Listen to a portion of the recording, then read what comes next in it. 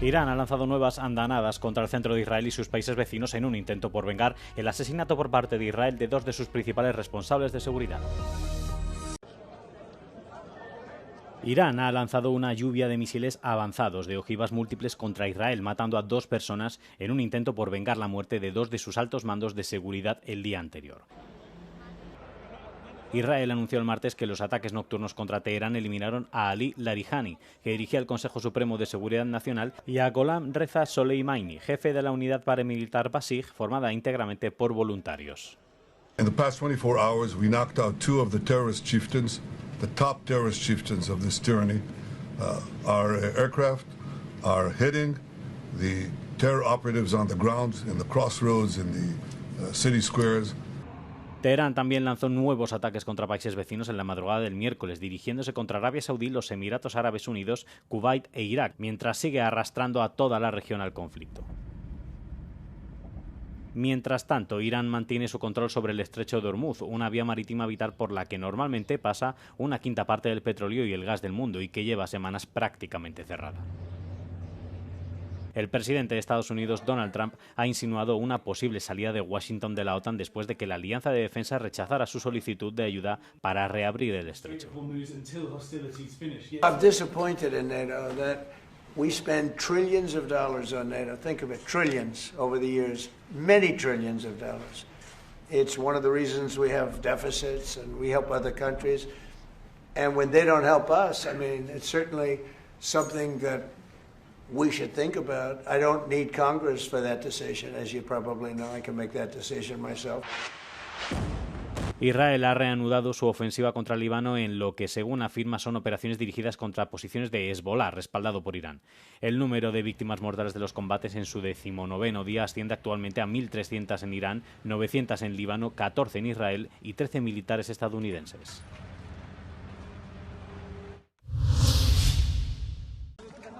Afganistán acusa a Pakistán de bombardear un hospital en Kabul y dejar al menos 400 muertos y 250 heridos. En plena escalada de tensiones, Pakistán niega haber atacado zonas civiles y rechaza la acusación, afirmando que los ataques de su ejército no impactaron en zonas civiles, sino que iban dirigidos contra instalaciones militares en Kabul y en la provincia oriental de Nangarhar.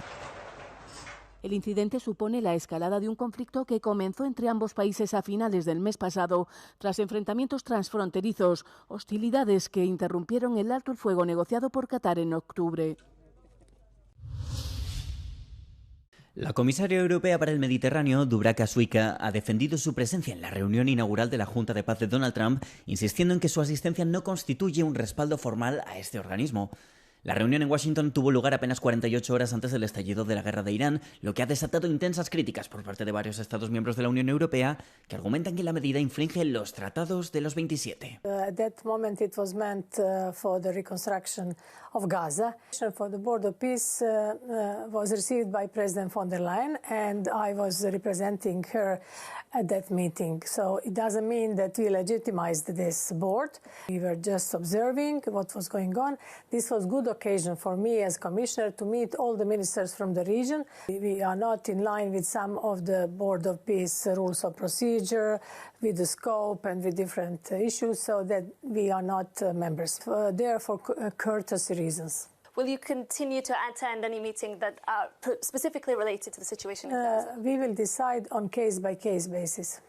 Aunque la Unión Europea sigue siendo el mayor donante de ayuda humanitaria en la región, Šuica ha admitido que la influencia actual de Bruselas es limitada y que resulta muy difícil elaborar una estrategia a largo plazo para Oriente Medio mientras el conflicto sigue evolucionando. President von der Leyen wanted us to be present and to be not only passive spectators, but to be players in the region. At this moment, unfortunately, we are mostly payers. We are paying a lot and our influence is not that huge. But we want to increase our influence in the region and global. Al abordar el efecto dominó en el Líbano, Šuica ha respaldado los esfuerzos franceses para mediar en un acuerdo, pero ha advertido de que el impacto en los precios mundiales de la energía hará que volver a una posición de partida sea casi imposible. Desde la escasez de medicamentos hasta la soberanía sanitaria europea y los límites éticos de la IA, La cumbre de salud de Euronews celebrada en Bruselas suscitó un intenso debate. Estas son algunas de las conclusiones del evento que reunió a los principales líderes políticos y empresariales en el ámbito de la salud. We continue to face many challenges: conflict, displacement, poverty and inequality, non-communicable diseases and mental health conditions, antimicrobial resistance, climate change, and epidemics and pandemics. None of these dangers can be managed in isolation. Shared threats demand a shared response. I think the lesson from COVID-19 is that protectionism doesn't work.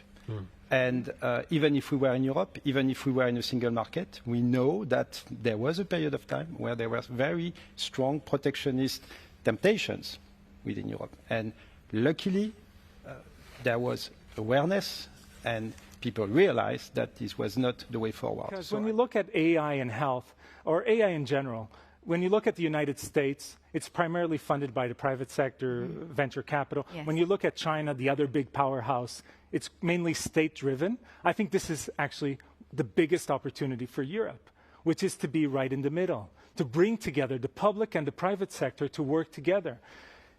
If Europe is able to find that solution, and I think it's critical that the European institutions understand that they need to work closer with the private sector, that the regulators need to create a pathway of conversation with companies developing the innovations from the start, from the moment they start developing the technology all the way to access to market. We have faced challenges imposed by the pandemic, but we have also taken a very important lesson, which is that health is a strategic asset for Europe. And having said that, what I mean is, if health systems are in trouble, everything else collapses, the societies are suffering, everything else is suffering. So I would say that it doesn't really matter where are the different competencies levels. It matters what kind of health care delivery will be reaching the patients. El presidente ucraniano Volodymyr Zelensky se ha reunido en Londres con el primer ministro británico Keir Starmer para conversar sobre el proceso de paz y las sanciones a Rusia. Starmer ha destacado la importancia de mantener el apoyo a Ucrania a pesar de la guerra en curso entre Estados Unidos e Israel contra Irán. I think it's really important that we're clear that the focus must remain on Ukraine. There is obviously a conflict in Iran going on in the Middle East. But we can't lose focus on what's going on in Ukraine and the need for our support there. And secondly, it's really important that we're clear and consistent that Putin can't be the one who benefits from the conflict in Iran, whether that's oil prices or the dropping of sanctions. Por otro lado, Zelensky criticó la decisión de Washington de suavizar las sanciones al sector petrolero ruso en un intento por aliviar la subida de los precios provocada por la guerra en Oriente Medio. El mandatario advirtió de que esta medida supondrá una ganancia inesperada para Moscú que le facilitará el proseguir con su ofensiva en Ucrania. Alemania realiza simulacros de evacuación de miles de heridos desde Lituania en el flanco este de la OTAN.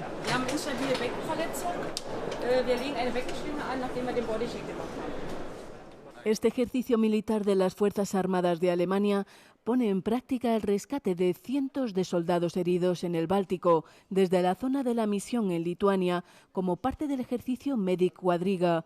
Alemania se entrena así como centro neurálgico indispensable para la OTAN, como explica Boris Pistorius, ministro de Defensa alemán.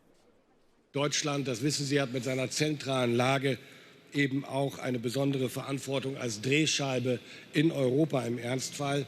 Und dieser medizinische Hub steht daher für mehr als nur nationale Gesundheitssicherstellung. Er steht für das entscheidende, das wirklich entscheidende Thema der militärisch-zivilen Zusammenarbeit im Operationsplan Deutschland. Además de las Fuerzas Armadas de Alemania, también participan servicios de rescate civiles como la Cruz Roja. Los auf 3, 1, 2, 3. ist operativer verdorkter Wirbelsäulenverletzung mit inkompletten Querschnitt. Los servicios de rescate transportan a los heridos desde el centro de distribución del aeropuerto a los hospitales de los alrededores. Das haben wir in dieser Form in der Vergangenheit so zumindest nicht mit den Vorzeichen, die wir jetzt haben, jemals geübt. Es kommt nämlich darauf an, dass wir tatsächlich in einer echten Krise in der Lage sind, mit einer großen Anzahl von Verwundeten zurechtzukommen, sie bewältigen zu können. Si surgieran tensiones armadas en el flanco oriental de la OTAN, podría darse el caso de evacuaciones masivas desde los países bálticos. El ejercicio Medic-Quadriga muestra el esfuerzo de planificación que requiere cada rescate individual. Alemania, como centro neurálgico de la alianza defensiva de la OTAN, podría desplegar hasta 800.000 soldados en caso de emergencia militar de gran envergadura.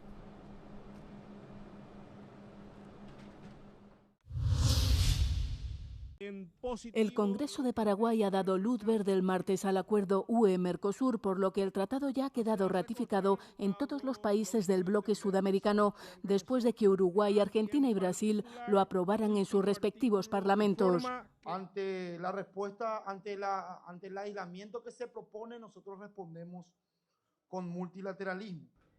La aprobación supone un hito histórico para las regiones de la UE y Mercosur. Ahora solo falta la aprobación del Parlamento Europeo para establecer la zona de libre comercio más grande del mundo, que representa casi el 20% del PIB mundial. El gobierno húngaro se opuso al acuerdo alegando los intereses de los agricultores, pero en enero los Estados miembros finalmente dieron luz verde al Mercosur. La UE espera que este acuerdo le ayude a recuperar su competitividad frente a China y Estados Unidos.